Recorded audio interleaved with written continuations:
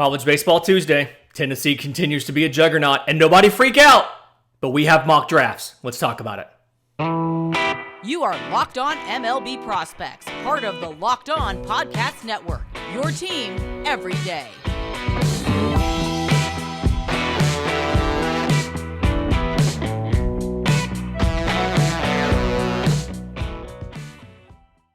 Yes, welcome on into Locked On MLB Prospects, your home for all things minor league baseball. I'm your host, Lindsey Crosby, baseball writer for Sports Illustrated. Thank you for making this your first listen every single day. And on today's episode, what a wild weekend in college baseball. I'm excited to talk about a new mock draft that just dropped. But first, got to kind of cover what happened. Tennessee. We keep talking about Tennessee being a juggernaut this year. It continues. I had a conversation yesterday with the host of Locked On Auburn, because Auburn is hosting Vanderbilt this upcoming weekend. And he said, what I know about Vanderbilt is they're pretty much a professional baseball organization that happens to be affiliated with a college. It's like single A, double A team quality. I'm like, yeah, that seems pretty right. Tennessee went into Nashville and handled business. Tickets for this series, funny story, tickets for this series, it costs more to go to these three games than it costs to go to the Final Four. Tennessee goes in, sweeps Vanderbilt. Third straight conference series sweep by Tennessee. They win 6-2, they win 5-2, they win 5-0. And I think the most surprising thing is they only scored 16 runs. So they now have a 19-game winning streak. It's the longest in the nation this season. It is a program record streak. And we've talked so much about the offense. They've hit 69 home runs in 28 games. Like, very nice output coming from the offense. 10.5 runs a game from this offense. But the pitching staff. So the staff ERA for Tennessee, 1.8. Not for this series, for the season. 1.80 for the season. This weekend, their bullpen only had to throw 4 2/3 innings. And they did it with 1 hit, 1 walk, no runs scored. Tennessee is number one in every single poll, and they deserve to be. And at this rate, I have Tennessee as one of my 8 teams in Omaha, and I'm going to have them until somebody shows me that they can stop Tennessee. And it's so odd that they're doing this with all these young players. Sunday, 2-hit shutout from a freshman righty. There's just so much like that they're doing with young guys that are not even draft eligible. We're halfway through the season and they have looked completely unstoppable. It's nuts. And it's like, part of it is I wonder what is Vanderbilt? They've always historically been really good. Their pitching staff played great. They held Tennessee to 16 runs on a weekend, which again, they score 10.5 a game. So they're on pace for almost 33 runs a game, or 33 runs in a series. But Vanderbilt is now 4-3 in their series this season. They won a series against Army. They won at Hawaii. They won against Wagner. They won against Missouri. They've lost to Oklahoma State. They've lost to South Carolina. They've lost to Tennessee. And so, how good is Vanderbilt? I don't think we know. They go to Auburn this weekend, Friday, Saturday, Sunday series. And I think we'll know a lot more about the SEC and a lot more about Vanderbilt and stuff like that. Some of these teams behind Tennessee in the East after that series. I'll get to that a little bit later. But Stanford, we talked about Stanford in the Pac-12 having a really good pitching staff, them and UCLA. And Stanford scuffled a little bit. They win the series over Oregon State. So they are at second in the Pac-12 right now. They stayed there. And the big thing here for this show, 2 draft-eligible lefties really showed off in this series. So Quinn Matthews of Stanford has historically been a starter. They moved him to the pen for this series. He's a guy, he's got a heavy fastball to him. He's got a great changeup, and against lefties, he has a really effective slider. And he threw an inning, a perfect inning on Friday. Not immaculate, but a perfect inning. 9 pitches, 2 strikeouts. Third one, I think, was a ground out. And then hasn't forgotten where he come from with their starter roots. Comes in on Sunday out of the pen, goes 7 innings. Gives them 3 hits, 1 run, 4 walks, 11 strikeouts. And so on the season now, Quinn Matthews, 43 1/3 innings, 2.7 ERA, 61 strikeouts, 18 walks. We've talked so much on this show about the state of college pitching right now. how few guys, draft eligible guys there are. They're all either hurt or they're young. And so Quinn Matthews made a case to be one of the first left-handers off the board. If he can continue doing some of this for the rest of the season, he's going to shoot up the stock. Same thing, Cooper Herpe of Oregon State. Very polished pitcher, doesn't have overpowering stuff, but can get plenty of swings and misses. He's got a low 90s fastball, he's got a cutter, he's got a slider and a change. Doesn't walk a lot of guys, gets a lot of swing and miss because he has really good deception. He can blend everything together out of the arm slot. Threw 8 innings on Friday, 2 hits, no runs, 1 walk, 17 strikeouts. Just absolutely absurd. On the season, 41 2/3 innings with a 1.94 ERA, 68 strikeouts, and 10 walks.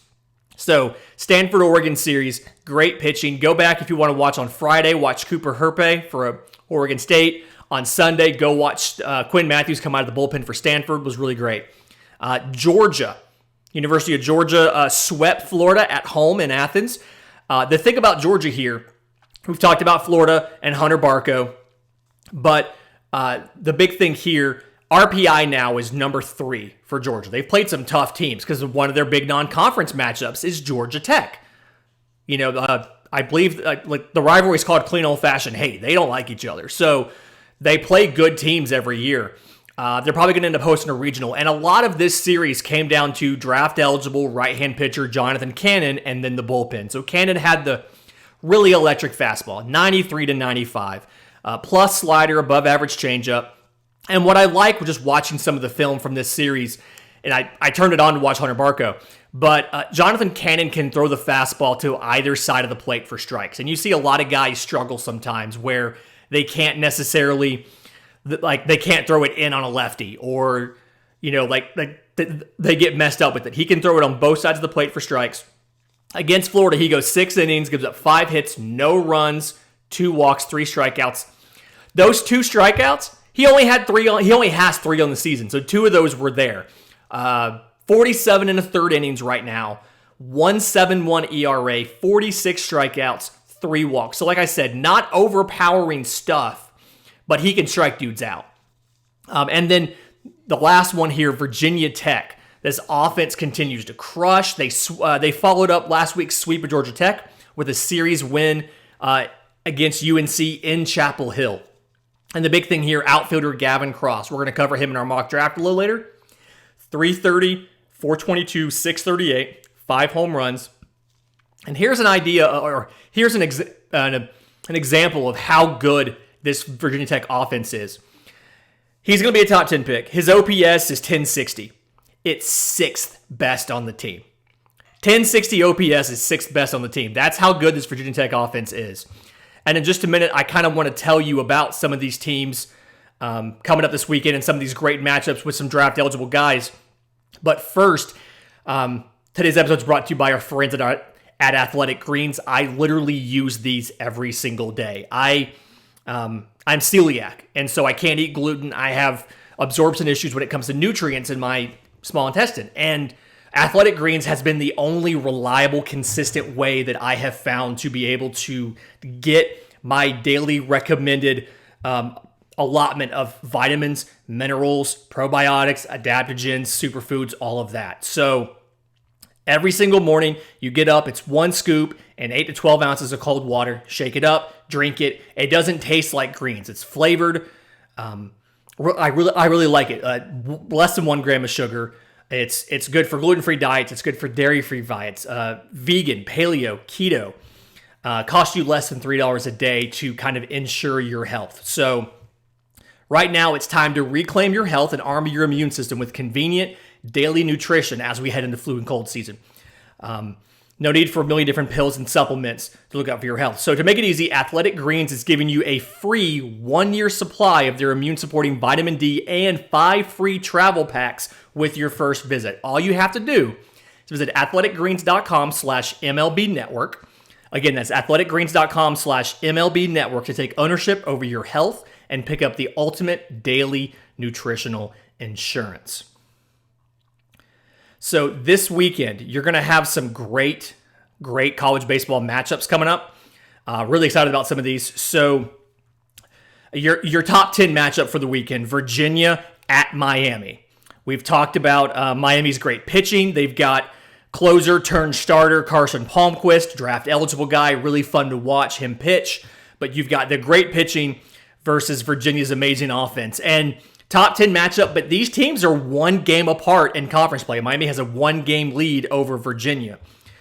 So it's going to be at Mark Light Field. I actually believe it's Alex Rodriguez Park at Mark Light Field or something like that. It's named after A-Rod, which is, I did not know that until just now. It's odd. But anyway, Friday night, Nate Savino for Virginia against Carson Palmquist of Miami. Some lefties, going to be a good matchup. Another one to watch, Oklahoma at Oklahoma State. So there's some interesting Big 12 matchups. This is one because obviously they're in the same state. They're rivals. They don't like each other. Oklahoma State's biggest rival is Oklahoma. Oklahoma's biggest rival is Texas. So there's that really interesting like little brother dynamic to this series. But the big thing here is Oklahoma has to sweep this series if they want to be in front of Oklahoma State in the standings. They're 2 games back right now. And so Oklahoma's going to go for broke. They've already done Bedlam, where they did a midweek thing with that. Well, now they're doing a weekend series. I look for Oklahoma to throw everything they have at this series, empty the bullpen, whatever they have to do, because they have to sweep this if they want to win the Big 12 and be able to host a regional. So they're going to go all out for this. And then TCU at Texas. So this one's really interesting. Texas started off with the number 1 ranking in the country, and they've struggled a bit, dropping some stuff. And right now, TCU is up by 3 games in the conference, and TCU is coming off a tough series loss against West Virginia. Meanwhile, Texas has all the momentum in the world. Texas just had the biggest comeback in series history to win Game 3 and win the series against Oklahoma. Texas scored 11 unanswered runs in the final 3 innings of Sunday's Game 3 to win the series against Oklahoma. They got all the momentum in the world, and they're going to absolutely be out there, trying to sweep this series so they can get back in first place and try to win the Big 12. And then the games that I'm going to be going to personally to go watch and go scout some guys, I'm going to be at Vanderbilt at Auburn, 2 top 25 teams, depending on which polls you look at. But it's weird. Vandy has lost 2 straight series. Auburn has won 2 back-to-back road series. And so now they're back at home. And so a couple guys from each side I'm going to watch. Auburn, right-hand pitcher Mason Barnett. He's going to come in relief. He's not a starter for them on the weekend right now. He has all the tools. Left-hand pitcher Hayden Mullins. Really interested to watch him. 2 weeks ago, he took a line drive to the face. Had to leave a game. Didn't want to come out. Had to come out. Made his return to the lineup last week on Thursday with a start. Pitched really well at LSU to win that series. So excited to see what he does there. And then first baseman Sonny DiChiara. They call him the Thick King for a reason. He leads the country in on-base percentage. He's top 5 in batting average, top 5 in slugging. And he's probably up there in walks. I want to say LSU walked him 6 times in 3 games. Just did not want to pitch to him. And then one game they did pitch to him. He goes 4 for 5 with a home run. And I think 3 RBIs. So Auburn has some pieces there. And then for Vanderbilt, obviously, it's Vanderbilt. There's plenty of guys you can watch. For me, it's going to be shortstop Carter Jung. I want to see what he does. Right-hand pitcher Nick Maldonado is a draftable guy from this team. I don't think we're going to get much of a look at him this weekend, but a draftable guy on this team. And then catcher Jack Bolger. The starting catcher, somebody who is trying to break into that top tier of MLB Draft catchers. We've talked so much about college catchers and how there's a premium on them in the draft. He's trying to break into that group. The real star of this game that I'm excited to watch in person, I haven't seen him yet, outfielder Enrique Bradfield for Vanderbilt. Starting center fielder, tons of steals, can hit well. There's already talk about him being a top 10 pick in 23. I'm going to get an early look at him. Really excited to kind of report back what I see next week of Enrique Bradfield. In just a minute, talking about the draft, I do want to cover Baseball America put out a mock draft on Friday, April 1st. Got me for a second. Thought it was a joke. But I want to tell you all about some of the guys who we've seen rise and fall in this mock draft. But first, today's episode is brought to you by our friends at BetOnline. BetOnline.net is your number one source for all your betting needs and your sports info. You can find all the way to sports development, including this week's Masters Championship odds. The Masters is this week. It is Beck. It is the greatest week in sports. Even if you're not a huge golf fan, it's just great to sit there and listen to Jim Nantz talk about the rolling fields of Augusta. It's a beautiful course. It's lovely to watch on TV. If you don't watch a ton of golf and you watch the Masters, look and tell me how many pine cones you see. It's like a whole thing. They don't want you to see a pine cone on the ground. Anyway, so as we go through the practice rounds, the par 3 contest, the big conversation obviously is Tiger Woods going to play or not. So betonline.net is your continued source for your sports wagering information on that, live betting on the Masters, all of that. So head to the website today or use your mobile device to learn more about the trends in action, because BetOnline is where the game starts. Okay, so Baseball America put out the mock draft, and they actually had one before the college baseball season. So they did one for a while, and then this is the newest update. We're halfway through the baseball season for college. So, and the way that they do this is they have one of their writers, and they have a professional baseball scout alternate the picks. So these are all like influenced by MLB and what they think and what they feel. And so kind of real quick, some of the guys who have risen up the boards and some of the guys who have fallen down the boards. Catcher, I've talked about this guy before. Catcher Kevin Parada of Georgia Tech. He has probably risen himself from first round to top 10. He's improved defensively. He's improved his power. His power has manifested this year. He already had a very highly rated hit tool. So defensively, he's not the best, but he's good enough to be a top 10 pick in the draft. I think he can stick at catcher. I have not seen him in person, but the video of him, what I've seen on TV, I think Kevin Parada can stick at catcher, should be a top 10 pick. Right behind him for top catching picks in this draft out of college, Daniel Susac from Arizona. He's better offensively than defensively, but he does have great offensive ability, so it's more of a positive on his offense and a negative on his defense. He's a plus hitter. He's got plus power, and then he's got that big, tall frame where he can put on healthy, good weight, help manifest some of that power into home runs, things like that. I think he may end up moving off of catcher. He doesn't have to. I think he would be good enough to be at least an average defensive catcher. But I think he's probably a guy who might end up moving to a corner infield spot, moving to a third or something like that. Outfielder Jordan Beck. We talked about Tennessee earlier. Jordan Beck, average defender in right field, plus arm. Has a really good arm. Surprising athleticism for a corner outfielder. A lot of times these corner guys, you see him as the big, hulking, kind of just larger guys. Really good athlete. The power is evident. He's got some stuff to clean up. He's got a lot of swing and miss on the outer third, specifically when it comes to breaking balls.